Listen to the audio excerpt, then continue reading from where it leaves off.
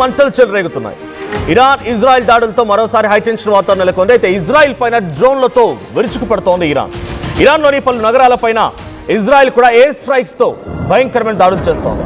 Lebanon పై Israel దాడులే మళ్ళీ ఈ రెండు దేశాల యుద్ధానికి గల కారణంగా ఇప్పుడు ఈ సిచ్యువేషన్ అర్థమవుతోంది. ఇక హెజ్బుల్లాకి మద్దతుగా ఇజ్రాయెల్ సైనిక స్థావరాలపైన ఇరాన్ దాడులు భయంకరంగా చేస్తోంది. ఇక ఇరాన్కి మద్దతుగా ఇజ్రాయెల్ పై దాడులు చేసింది అటు యెమెన్ హౌతీ రెబల్స్ కూడా ఈ అటాక్ చేస్తూ ఉన్నారు. ఇక ఇస్ఫహాన్, టెహరాన్, తబ్రీజ్ సహా పలు నగరాలపై భారీ పేలుళ్లు సంభవిస్తూ ఉన్నాయి. ఇరాన్ పెట్రోకెమికల్ ఫ్యాక్టరీ, క్షిపణి తయారీ కేంద్రాలపైన ఇజ్రాయెల్ దాడులు చేస్తుంది. దాడులపై నెతన్యాహుపై ట్రంప్ సీరియస్ అయ్యారు. వెంటనే ఆపాలి అంటూ రెండు దేశాలకు కూడా వార్నింగ్ ఇచ్చారు డొనాల్డ్ ట్రంప్. సో విజువల్స్ మనం చూడొచ్చు. భయంకరమైనటువంటి ఆ దాడికి సంబంధించిన దృశ్యాలు మనకు కనబడుతూ ఉన్నాయి. సో ఆ దాడి ఏ స్థాయిలో ఉంది, దాని ప్రభావం ఎంతలా ఉందో కనబడుతోంది. సో ముందుగా ఇజ్రాయెల్ లెబనాన్ హెజ్బుల్లా లెబనాన్ దేశంలో ఉన్నటువంటి హెజ్బుల్లా ఆ ప్రాంతాలపైన హెజ్బుల్లా వ్యవస్థలపైన దాడి చేయడమే ఈ దాడికి గల అంటే ఈ యుద్ధానికి మరింతగా ఆజ్యం పోసినట్టయింది.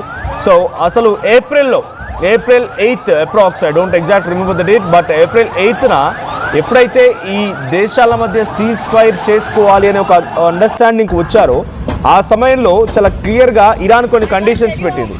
మా ప్రాక్సీ దేశాలపై కూడా దాడి చేస్తే మేము ఊరుకోము, అది కూడా సీజ్ ఫైర్ కిందకే వస్తుందని చెప్పి ఇరాన్ కండిషన్ పెట్టింది. ఆ కండిషన్లో ఏంటి, ప్రాక్సీ దేశాలు అని అంటే యెమెన్, లెబనాన్, సిరియా, ఈ దేశాలని కూడా ఇరాన్కి కొంత మద్దతుగా ఉండే దేశాలు, ఇరాన్ సహాయం తీసుకునే దేశాలు. అయితే ఆ దేశాలపై దాడిని, హమాస్ హెజ్బుల్లా వ్యవస్థలపై దాడిని, గాజాపై మళ్ళీ దాడిని మేము తీవ్రంగా దీన్ని యుద్ధంగానే భావిస్తాం, మేము దాన్ని సీజ్ ఫైర్ బ్రేక్గానే భావిస్తామని చెప్పి ఇరాన్ చెప్పుకొచ్చింది.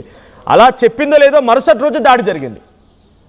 ఈ దాడిని ఇజ్రాయెల్ ఏం చెప్తోంది, అవును మాపై వాళ్ళు దాడి చేస్తుంటే మేము రిటిలియేట్ చేస్తున్నాం, మీరు చెప్పారు కదా అని చెప్పి వాళ్ళు దాడి చేస్తుంటే మేము చూస్తూ ఊరుకోలేం కదా, సో మాపై వాళ్ళు థ్రెటన్ చేస్తున్నారు, మాకు ఆ యాక్టివిటీ ఉంది కాబట్టి మేము వాటిని తిప్పి కొడుతున్నాము. హమాస్, హెజ్బుల్లా ఈ వ్యవస్థల్ని, ఈ సంస్థల్ని, అటు లెబనాన్, సిరియా ప్రాంతాలపై అటాక్ని కూడా ఆ రకంగానే ఇజ్రాయెల్ సంబోధించింది. కానీ అమెరికా అధ్యక్షుడు డొనాల్డ్ ట్రంప్కి పదే ఇరాన్ చెప్పుకొచ్చింది, ప్రాక్సీ దేశాలపై దాడిని కూడా మేము మాపై దాడిగానే భావిస్తామని చెప్తున్నాము అని చెప్పి పదే ఇరాన్ చెప్పినా కూడా ఏమాత్రం ఇజ్రాయెల్ వినలేదు. సరే, 1-2 రోజుల తర్వాత మళ్ళీ ఆ యుద్ధం ముగిసింది. ఆ హమాస్, హెజ్బుల్లా వ్యవస్థలపైన, లెబనాన్, సిరియాలపైన ఇజ్రాయెల్ దాడి చేయకుండా అమెరికా అధ్యక్షుడు డొనాల్డ్ ట్రంప్ కొంత నిలువరించే ప్రయత్నం చేశాడు. కానీ ఇప్పుడు మళ్ళీ మొదలైంది. ఇజ్రాయెల్, అటు ఇరాన్, అమెరికా ఈ 3 దేశాల మధ్య యుద్ధం కొంత చర్చల నేపథ్యంలో ఖతార్ వేదికగా జరుగుతున్న చర్చలు కొంత ముందుకు వస్తూ ఉన్నాయి. యుద్ధం ముగించడానికి అన్ని రకాల కండిషన్స్ని ఇరాన్ కూడా యాక్సెప్ట్ చేస్తోంది. కాబట్టి మళ్ళీ హమాస్, హెజ్బుల్లా పైన ఇజ్రాయెల్ దాడి చేసిందా? హమాస్, హెజ్బుల్లా వ్యవస్థల పైన ఇరాన్ కొన్ని సపోర్ట్ ఇస్తుంది. వాళ్ళు డైరెక్ట్గా యుద్ధాన్ని ఆపినా వీళ్ళ చేతి ఎప్పటికీ నాపై అటాక్ చేయిస్తూనే ఉంటారు, సెల్ఫ్ డిఫెన్స్లో భాగంగానే నేను ఇది చేస్తానని చెప్పి ఇజ్రాయెల్ నెతన్యాహు చెప్తూ ఉన్నారు. సో హమాస్, హెజ్బుల్లాల వ్యవస్థలపైన దాడిని, లెబనాన్, సిరియాలో అటాక్స్ని, ఎయిర్ స్ట్రైక్స్ని అటు ఇరాన్ తీవ్రంగా ఖండిస్తోంది.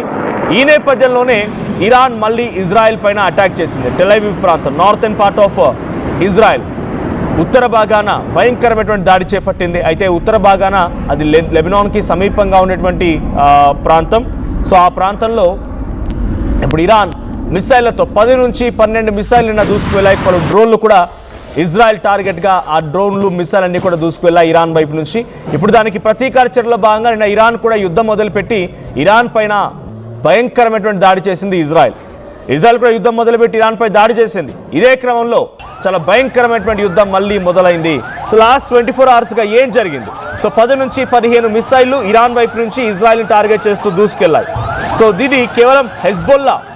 So particularly strikes on Hezbollah linked targets in Beirut. So Lebanon, Israel actions in Lebanon and particularly strikes on Hezbollah linked targets in Beirut. So వీళ్ళపై attack చేయడం తిప్పి కొడుతున్న Iran attack చేసింది.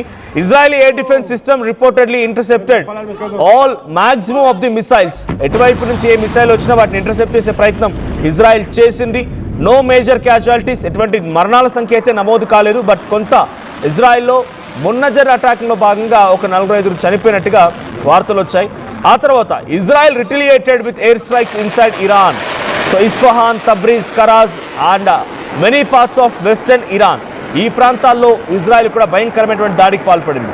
ఆ తర్వాత చాలా వరకు ఈ దాడులు జరుగుతున్న మరణాలు మాత్రం చాలా తక్కువ సంఖ్యలో ఉన్నాయి, క్యాజువాలిటీస్ చాలా తక్కువ సంఖ్యలో ఉన్నాయి. Yemen Houthis movement also launched missile towards Israel. Yemens కూడా ఇజ్రాయెల్ పైన కొన్ని దాడులకు పాల్పడే విధంగా మిసైల్ని ప్రయోగించారంట. Triggering air raid sirens in parts of the country. So వీళ్ళు ప్రయోగించడంతో అక్కడ ఎయిర్ సైరన్స్ మోగాయి. మరోసారి ఎమర్జెన్సీ సిచ్యువేషన్, అందరూ కూడా బంకర్లోకి వెళ్ళి దాక్కున్నారు. And Iraqi militia allied with Iran has threatened to join the conflicts if fighting expands further. Oil prices rose globally. మరోసారి ఆయిల్ ధరలు పెరిగిపోయాయి, క్రూడ్ ఆయిల్ ధరలు పెరిగిపోయాయి. Thousands have reportedly been killed so far from the 2026 Iran-Lebanon. కొన్ని వేలాది మంది చనిపోయారు. జనవరి 1, 2026 నుంచి ఈ రోజు వరకు సుమారుగా కొన్ని వేలాది మంది చనిపోయారు. డైరెక్ట్గా ఇరాన్ ఇజ్రాయెల్స్ యుద్ధంలోకి దిగడం, నిన్నటి నుంచి అది భయంకరంగా ఇప్పుడు జరగడం కొంత ఆందోళన గురి చేస్తోంది. మళ్ళీ మిడిల్ ఈస్ట్లో మంటలు చెలరేగుతున్నాయటువంటి మాత్రం చాలా స్పష్టంగా కనబడుతోంది. అటు నేతన్యాహు కూడా ట్రంప్ కాల్ చేశారు. నేతన్యాహుకు కాల్ చేసి యుద్ధాన్ని ఆపేయి, వెంటనే ఈ దాడులు ముగించాయి, లెబనాన్పై దాడులు ఆపేసాయి, సిరియాపై దాడులు ఆపేసాయి, హెజ్బుల్లాని కొట్టడం ఆపేసాయి, హమాస్పై దాడిని ఆపేసాయి. వీటిని నిలువరించగలిగితే యుద్ధాన్ని మనం ఆపగలుగుతాం, లేదంటే ఇది మరింత నెక్స్ట్ లెవెల్గా వెళ్ళే అవకాశం ఉంది.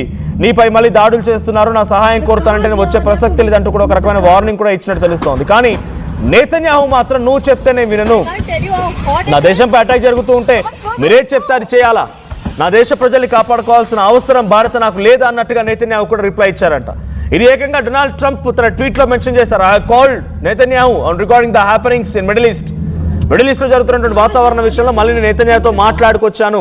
I asked him to withdraw his war, అనే యుద్ధాన్ని ఆపివేయమని చెప్పి నేను రిక్వెస్ట్ చేశాను అని చెప్పి కూడా డొనాల్డ్ ట్రంప్ ట్వీట్ చేయడం మనం చూస్తూ ఉన్నాం. సో ఇప్పుడు ఆ ట్వీట్కి కానీ ఆయన ఫోన్ కాల్కి కానీ ఎటువంటి సమాధానం లేదు. నెతన్యాహు వైపు నుంచి ఎటువంటి రియాక్షన్ లేదు. యుద్ధం ఇంకా జరుగుతూనే ఉంది. ఇరాన్పై ఇజ్రాయెల్పై ఇరాన్ దాడులు చేసుకుంటూనే ఉన్నాయి. మధ్యలో యెమెన్స్ కూడా రెడ్ సీ దగ్గర కాపు కాసి ఇజ్రాయెల్ వైపుగా ఒక్క నౌకని వెళ్ళనివ్వకుండా అడ్డుకునే ప్రయత్నం, అమెరికన్ వార్షిప్స్ని సైతం పేల్చేసినటువంటి సాహసం చేసిన యెమెన్స్ ఇప్పుడు ఇరాన్కి మద్దతుగా మళ్ళీ ఇజ్రాయెల్ పైన మిసైళ్ల దాడికి దిగుతూ ఉన్నారు. సో ఇజ్రాయెల్పై దాడి దిగుతోంది, ఇరాన్ ఇజ్రాయెల్పై దాడి దిగుతోంది. రెండు దేశాలు ఇజ్రాయెల్ని అతలాకుతలం చేస్తున్న, అటువైపు నుంచి యెమెన్స్ దాడి చేస్తుంటే ఇటువైపు నుంచి ఇరాన్ దాడి చేస్తోంది. మధ్యలో ఇజ్రాయెల్ రెండు దేశాల వైపు నుంచి వచ్చే మిసైల్స్ని సమర్థవంతంగా ఎదుర్కొంటున్నప్పటికీ కొంత ఇబ్బందికర పరిస్థితి అయితే ఉంది. అటు ఇజ్రాయెల్ ఇరాన్పై అటాక్ చేయాల్సి వస్తుంది, యెమెన్పై అటాక్ చేయాల్సి వస్తుంది. ఇప్పుడు అమెరికా కూడా ప్రెజెంట్ యాజ్ ఆఫ్ నౌ ఈ 1-2 డేస్ యుద్ధంలో మాత్రం డైరెక్ట్గా ఇజ్రాయెల్కి సపోర్ట్ చేసి మేము ఇరాన్ని మళ్ళీ ఢీ కొడతామనో, ఇరాన్ని అంతమొందిస్తామనో వాళ్ళ ప్రయత్నం అయితే కనిపించట్లేదు. సో ఇజ్రాయెల్ని వద్దని చెప్తున్నారు, యుద్ధాన్ని ముగించేద్దాం, ఇక యుద్ధం ఆపండి, మీరు దాడి చేయకండి అనే రకంగా ఇజ్రాయెల్ని ట్రంప్ వారిస్తున్న సిచ్యువేషన్ చూస్తుంటే ఆయన డైవర్షన్లో భాగంగా లేదంటే శాంతి బోధకుడిలాగా మాట్లాడుతూ మళ్ళీ ఏదో రకమైనటువంటి చర్చ తన చుట్టూ తిప్పుకోవాలని చెప్పి ఇజ్రాయెల్ని వద్దని చెప్తున్నాడా, లేదు నిజంగానే ఆయన ఇంకొక ప్లాన్ ఏదైనా ఉన్నాడా, ఏం జరిగిద్దో చూడాలి. బట్ మళ్ళీ మిడిల్ ఈస్ట్లో మంటలు చెలరగడంతో మనకు మళ్ళీ ఆయిల్ కష్టాలు, గ్యాస్ కష్టాలు మళ్ళీ మొదలైనట్టే. మళ్ళీ విపరీతమైనటువంటి ధరలు అమాంతంగా పెరిగే అవకాశం కూడా ఉంది. బట్ దీన్ని కంట్రోల్ చేయడంలో ఇండియన్ గవర్నమెంట్స్ ఎలా వ్యవహరిస్తారో చూడాలి. సో ప్రైజెస్ విషయంలో ఇండియన్ గవర్నమెంట్ కొంత చొరవ తీసుకోవాల్సింది, అంటే యుద్ధం ఇప్పట్లో ఆగేలా కనిపించట్లేదు. సో అప్పుడెప్పుడో జూన్ 2025 మొదలైనటువంటి యుద్ధం ఏడాది పాటుగా కొనసాగుతుంది. మధ్యలో కొన్ని రోజుల పాటుగా సీజ్ ఫైర్ అంటూ ఆగిన మళ్ళీ భయంకరమైన యుద్ధం మొదలైంది. ఫిబ్రవరి 28 అలీ ఖమేనీ అంతమొందించిన రోజు నుంచి రోజు రోజుకి యుద్ధం తీవ్రమవుతూనే వస్తుంది.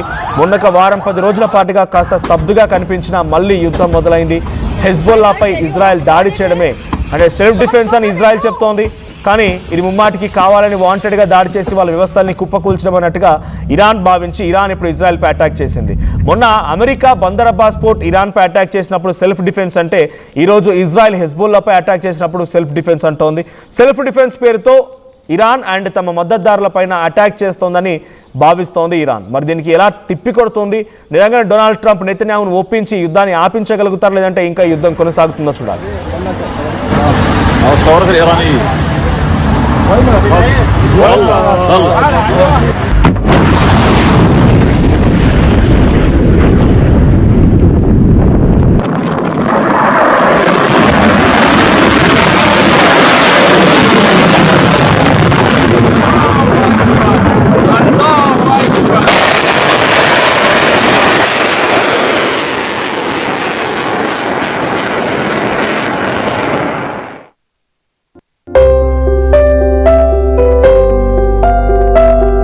చిన్న చిన్న ఆనందాలు 35 ఏళ్లుగా నా జీవితంలో లేవు.